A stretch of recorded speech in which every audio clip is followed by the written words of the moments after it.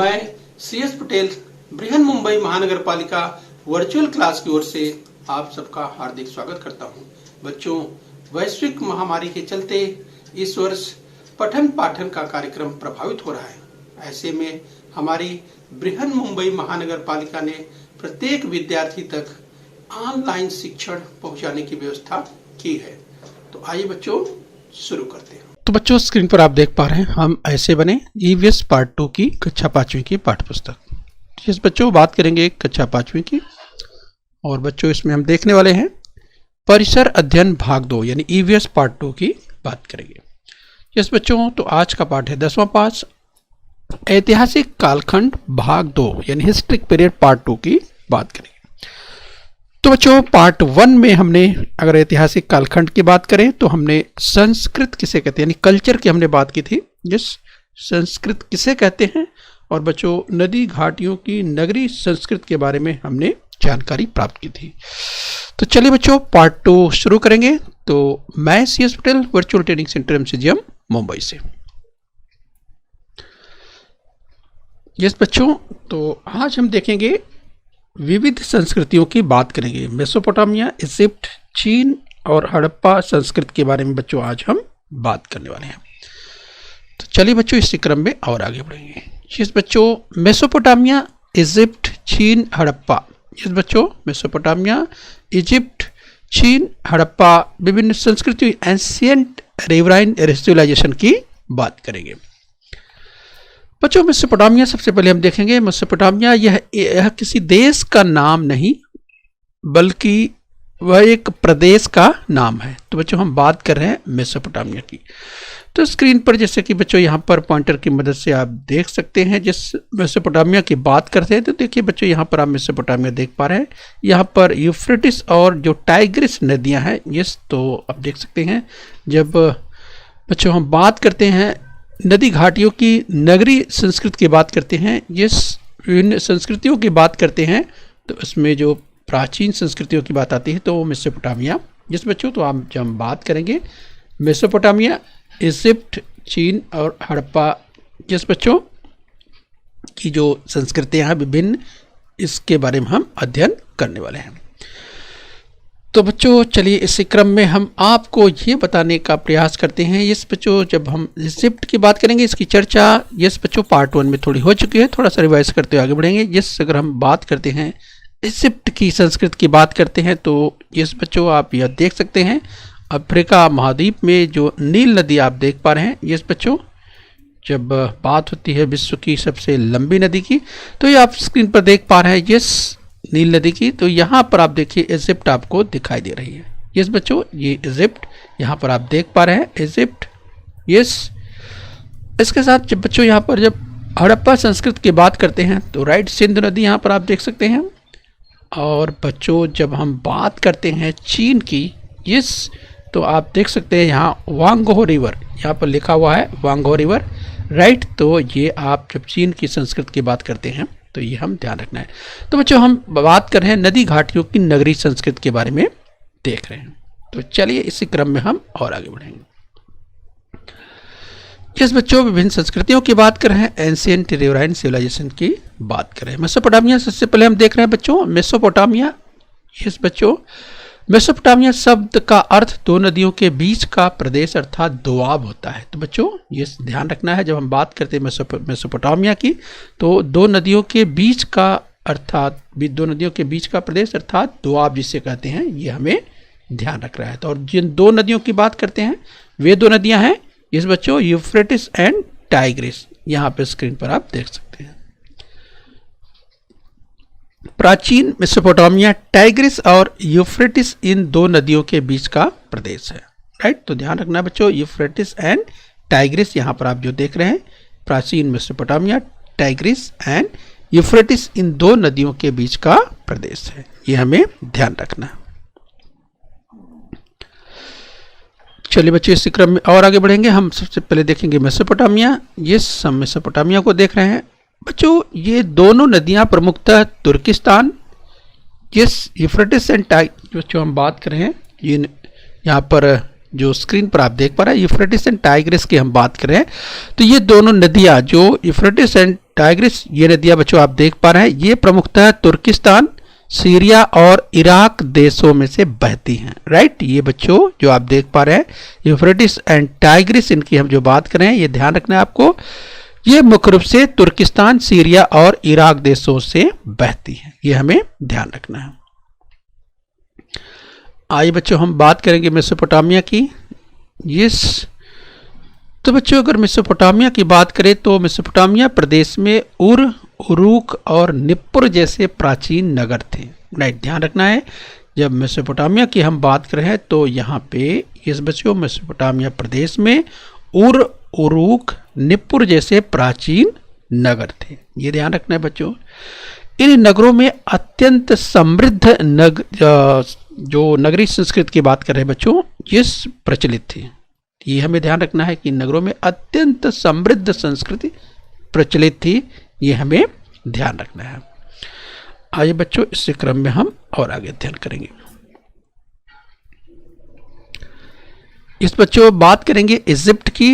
Yes, तो Egypt की अगर हम बात करेंगे तो अफ्रीका महाद्वीप के उत्तर में, राइट बच्चों, अफ्रीका महाद्वीप के उत्तर में सहारा मरुभूमि के पूर्वी हिस्से में नील नदी बहती है, जो स्क्रीन पर आप देख पा रहे हैं। राइट, तो बच्चों आप देखिए विक्टोरिया से निकल करके ये जो है ये जो नील नदी विश्व की सबसे लंबी नदी, और ये भूमध्य सागर में जाकर के यहाँ पे गिर रही है। और बच्चों यहाँ पर जो आप देख पा रहे हैं इजिप्ट जिसकी हम बात कर रहे हैं, यस, तो इजिप्ट को इसीलिए यस बच्चों आप देख सकते हैं नील नदी की देन कहा जाता है। यस बच्चों ध्यान रखिए। तो अफ्रीका महाद्वीप के उत्तर में सहारा मरुभूमि के, इस बच्चों जैसा कि आप जानते हैं जो है अगर हम बात करें सहारा मरुस्थल जो कि विश्व का सबसे बड़ा मरुस्थल, राइट बच्चों, जो कि अफ्रीका महाद्वीप में है। यस, तो यहाँ अगर हम बात करें इजिप्ट की हम बात करें तो यहाँ पर बच्चों ये तो सहारा मरुस्थल की बात हो रही है, लेकिन यहाँ पर हम बात कर रहे हैं इजिप्ट की।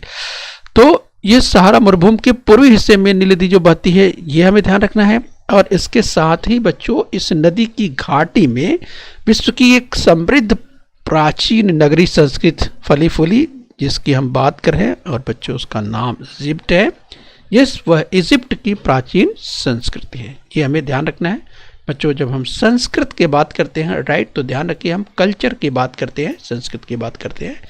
यस, रहन सहन, खान पान, आचार विचार, इस सब की बात करते हैं, राइट, तो ये आपको ध्यान रखना है। तो चलिए बच्चों इसी क्रम में हम और आगे बढ़ेंगे। यस बच्चों हम अध्ययन कर रहे हैं इजिप्ट की। यस बच्चों, तो नील नदी में हर वर्ष वर्षा काल में बाढ़ आती है।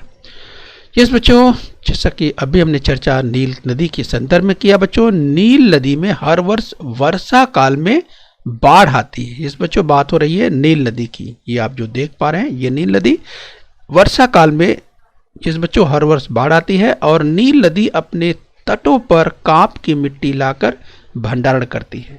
तो बच्चों कांप की मिट्टी जैसा कि आप जानते हैं बच्चों बहुत ही उपजाऊ होती है, ये आपको ध्यान रखना है।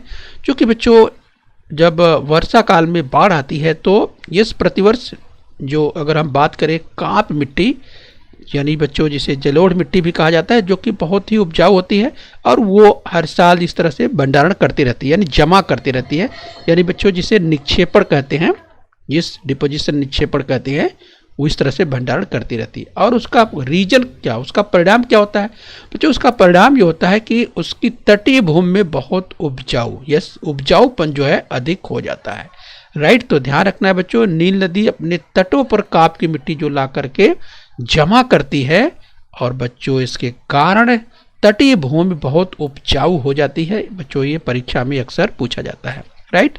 तो ये आपको ध्यान रखना है। तो चलिए बच्चों इसी क्रम में हम और आगे बढ़ेंगे, राइट। तो बच्चों हम अध्ययन कर रहे हैं, इजिप्ट की बात कर रहे हैं, यस। तो बच्चों इजिप्ट की प्राचीन संस्कृति के लोग स्थान स्थान पर छोटे छोटे बांध बनाकर नील नदी में आती बाढ़ के जल का संग्रह करते हैं, राइट। किस तरह से आपने सुना बच्चों, यस, इजिप्ट की प्राचीन संस्कृति के लोग ये स्थान स्थान पर छोटे छोटे बांध बनाते थे और बांध बनाकर नील नदी में जो बाढ़ आती थी उसके जल को रोकते थे, संग्रह करते थे। और बच्चों जब बाढ़ के जल की मिट्टी नीचे बैठ जाने पर ऊपर के जल का उपयोग सिंचाई के लिए किया जाता था। यस बच्चों, तो देखा आपने इस तरह की जो इजिप्ट की प्राचीन संस्कृति किस तरह से जब नील नदी में बाढ़ आती थी और बच्चों बाढ़ में जब पानी जो है जमा हो जाता था किनारों पर, तो उस पानी को क्या करते थे, वो रोकते थे। तो बाढ़ के जल की मिट्टी जब नीचे बैठ जाती थी तो ये ऊपर के जल का उपयोग किस लिए करते थे, सिंचाई के लिए किया करते थे। ये बच्चों ये आपको ध्यान रखना है।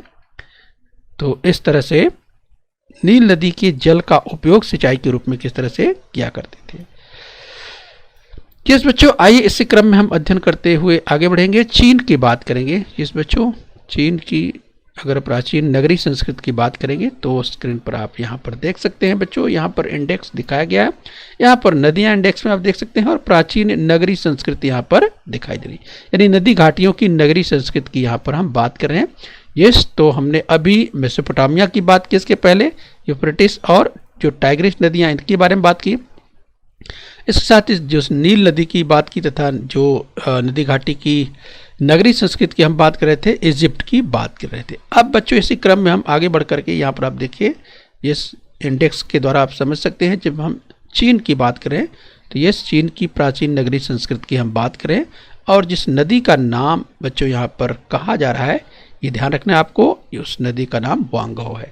तो चीन की वांगहो नदी की घाटी में चीन की नगरी संस्कृति का विकास हुआ। राइट, तो ध्यान रखना बच्चों, वांगहो नदी स्क्रीन पर आप देख पा रहे हैं। यस, तो ये नदी है वांगहो जो स्क्रीन पर आप देख पा रहे हैं। राइट, तो चीन की वांगहो नदी की घाटी में चीन की नगरी संस्कृति का विकास हुआ। बच्चों ये हमें ध्यान रखना है। यस बच्चों, हम अध्ययन कर रहे हैं चीन की नदी घाटी की नगरी संस्कृति की बात कर रहे हैं।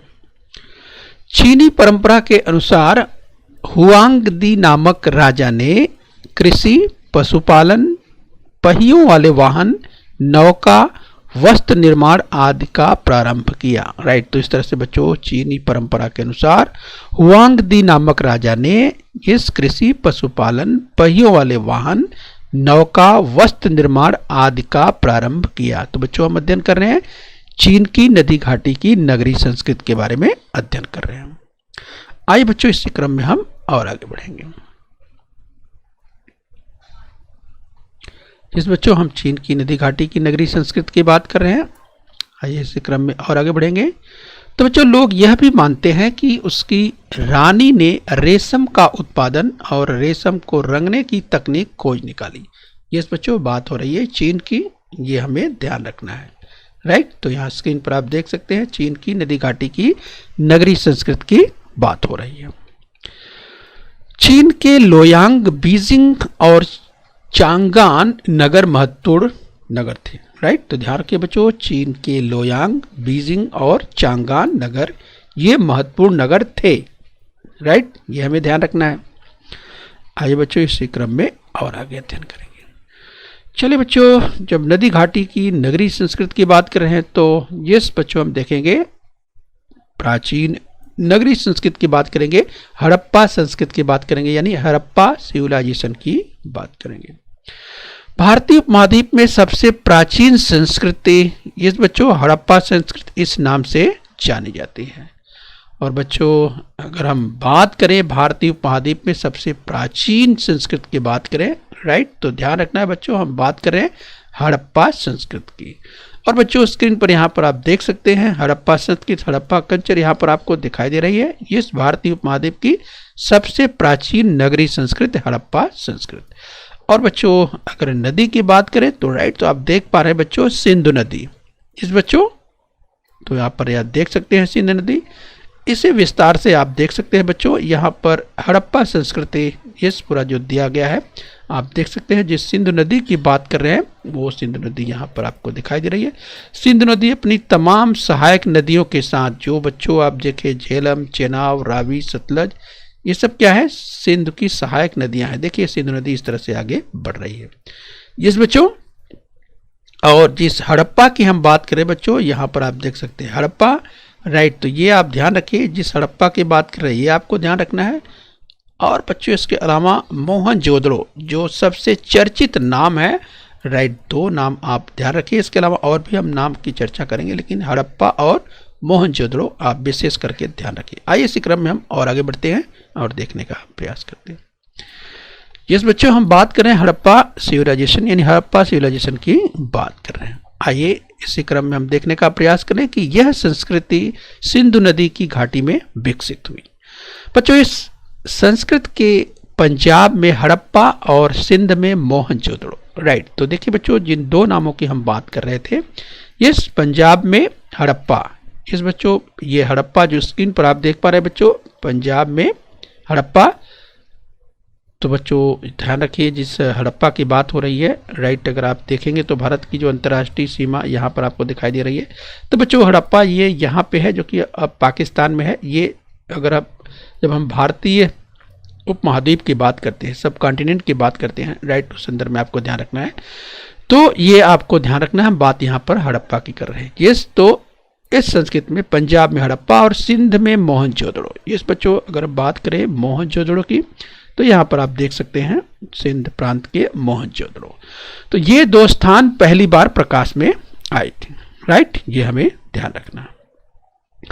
आइए बच्चे इसी क्रम में और आगे बढ़ेंगे। हम अध्ययन कर रहे हैं हड़प्पन सिविलाइजेशन की बात कर रहे हैं। तो बच्चों अब यह स्थान पाकिस्तान में है, जिससे अभी हमने पहले ही चर्चा की। यस संयुक्त भारत का जब बंटवारा हुआ बच्चों, तो ये हड़प्पा और मोहनजोदड़ो जो कि अब पाकिस्तान के हिस्से में है, तो ये स्थान अब पाकिस्तान में है। तो गुजरात में लोथल और धौलावीरा, अगर गुजरात की बात करें तो यस बच्चों, गुजरात में लोथल आप यहाँ पर देख सकते हैं, गुजरात में लोथल इस बात, और देख सकते हैं अगर हम बात करें धौलावीरा, यहाँ आप देख सकते हैं। इसके साथ है राजस्थान में कालीबंगा, तो यहाँ पर आप कालीबंगा देख सकते हैं। इस बच्चों तो कालीबंगा यहाँ आपको दिखाई दे रहा है। राइट, तो यहाँ पर लिखा हुआ है, जब देखा जाए तो बच्चों आपको ये जो काला डॉट है, ये स्थान है, ये कालीबंगा है, आपको ध्यान रखना है। राइट, तो ये आपको हमेशा ध्यान रखना है।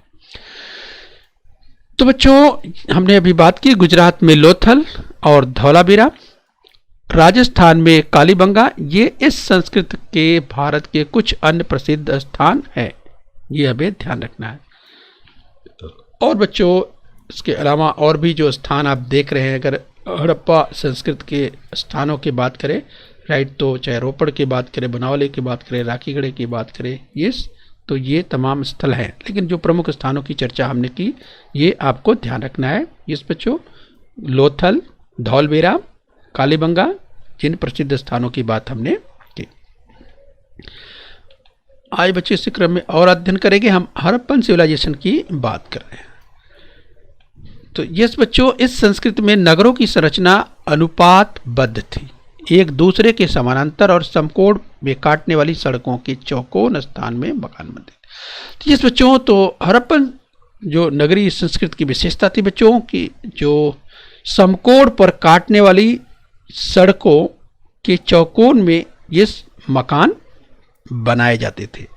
और बच्चों अगर हम बात करें इसी संदर्भ में कि अनाज के विशाल गोदाम, यस बच्चों, प्रशस्त मकान, इन नगरों की विशेषताएं थी।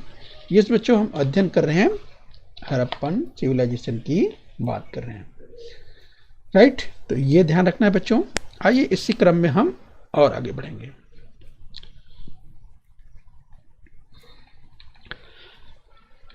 यस बच्चों, हम बात कर रहे हैं हड़प्पन सिविलाइजेशन की। धोवन जल के निपटारे हेतु नालियां, प्रत्येक घर में स्नान गृह, शौचालय जैसी स्वास्थ्य के प्रति सावधानी बरतने वाली सार्वजनिक व्यवस्था थी।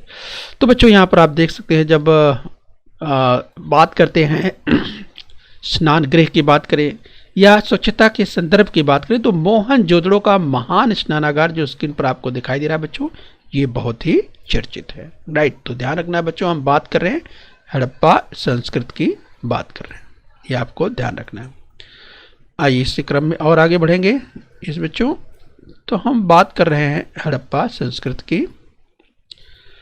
बच्चों निजी और सार्वजनिक कुएं थे जो व्यवस्थित रूप से निर्मित किए गए थे। नगर के 2 से 4 स्वतंत्र विभाग होते थे, प्रत्येक विभाग स्वतंत्र परकोटे द्वारा रक्षित था। तो हड़प्पा संस्कृत के कुएं की अगर बात करें तो बच्चों स्क्रीन पर आप देख सकते हैं हड़प्पा संस्कृत के कुएं की।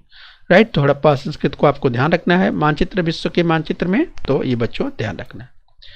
आइए इसी क्रम में हम और आगे बढ़ लेते हैं। तो बच्चों हम अध्ययन कर रहे हैं हड़प्पा संस्कृति की बात कर रहे हैं।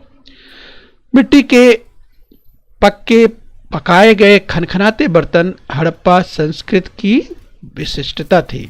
बच्चों इन बर्तनों का रंग लाल है तथा उन पर पीपल के पत्ते, मछलियों की चोई के आकारों की आकर्षक नक्काशी भी होती थी। ये तो अगर बात करें तो बच्चों इन बर्तनों पर जो है ये जो नक्काशी बहुत ही आकर्षक ढंग से हुआ करती थी। तो ये आप बर्तनों को देख पा रहे हैं। तो चलिए बच्चे इस क्रम में हम और आगे बढ़ेंगे। हम अध्ययन कर रहे हैं इस हड़प्पा संस्कृति की बात कर रहे हैं। विभिन्न प्रकार के रंगीन पत्थरों से बनाए हुए मनके और कांसा धातु की वस्तुएं बनाने में हड़प्पा संस्कृति के श्रमिक बहुत कुशल थे। मेसोपोटामिया में इन वस्तुओं की बड़ी मांग थी, ये हमें ध्यान रखना है। बच्चों हड़प्पा संस्कृति का अध्ययन कर रहे हैं। हड़प्पा संस्कृति की देवी देवताओं के नाम यद्यपि ज्ञात नहीं है, फिर भी वे लोग मातृ देवता और पशुपति की पूजा करते होंगे, ऐसा वहां पाई गई मिट्टी की मूर्तियों और मुद्राओं के आधार पर माना जाता है। राइट। तो ध्यान रखना है बच्चों, हड़प्पा कालीन सिक्के और मूर्तियां स्क्रीन पर आप देख पा रहे हैं। आइए बच्चों इस क्रम में और आगे बढ़ेंगे। इस बच्चों हड़प्पा कालीन सिक्के और मूर्ति। राइट। तो हड़प्पा कालीन सिक्के और मूर्ति,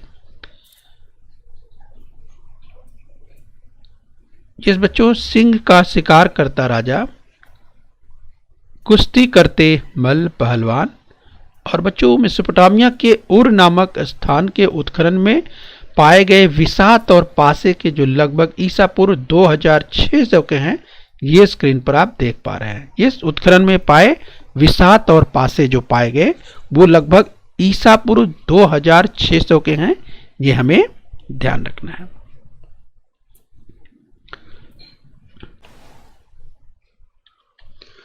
तो बच्चों निम्नलिखित कथन सत्य है या असत्य बताना है।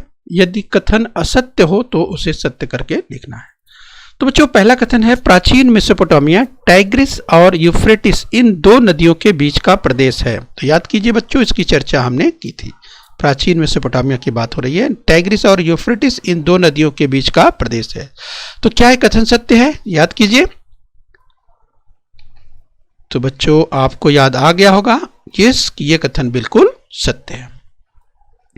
चलिए बच्चों इसी क्रम में और आगे बढ़ लेते हैं। तो आपके सामने स्क्रीन पर अगला कथन है, निम्नलिखित कथन सत्य है या असत्य बताना है।